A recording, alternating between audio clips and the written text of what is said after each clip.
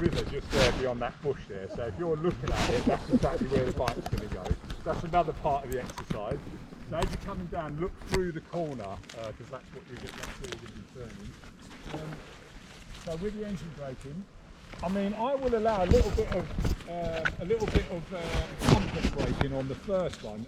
Sometimes I'll see a flash light on the back, but once you've done it once, you'll kind of get the confidence to do it, because we're going to be doing this repetitively. So I just want to make sure that everyone's really comfortable, because one of the hills, possibly two of the hills we're doing this afternoon, quite steep and shingly as well. So if you're relying just on your brakes there, you're going to definitely lose traction. So on that shingly stuff, you want maximum engine braking. So a couple of things to bear in mind.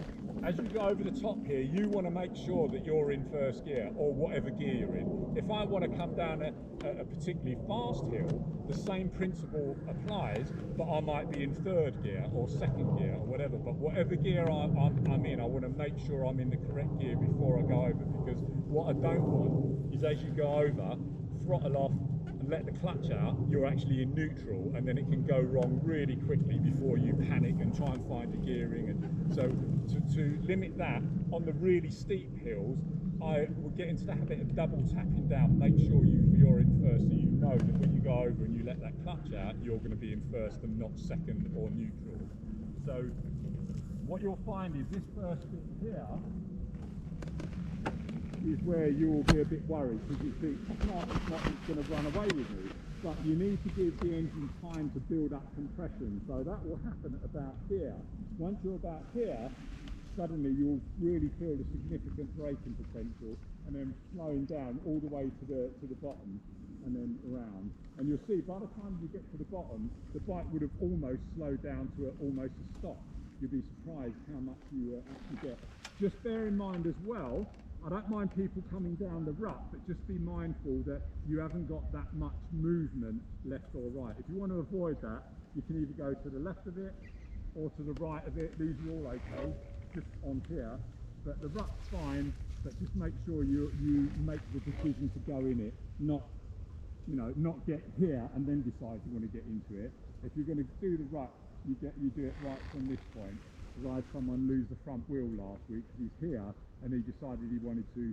Oh no, he was in the rut and he wanted to get out of it. That was it. So once you're in it, you're not going to be able to get out of it. Just stay in the rut. So I'll do a quick demo. I might be able to. I'm going to be coming down this side as well. So the first one I'll do just in first. The second one I'll be in second, and you'll hear me double tap down as you go over. It's very important that the throttle comes off, so you lock it shut and then start feeding the clutch out. Okay?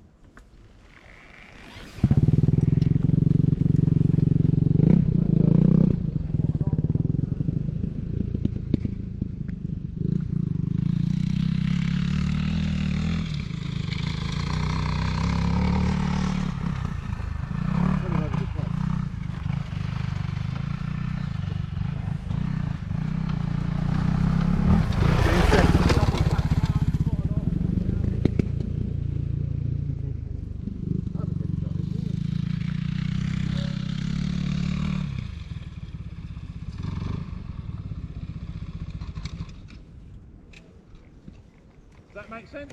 We're going to do this one at a time. Make sure that the person in front is well clear before the other person goes down. Now you see, on my second route, I came over at quite a speed, and I was able to still slow down just on I didn't use any braking at all. So who's going to go first? Me.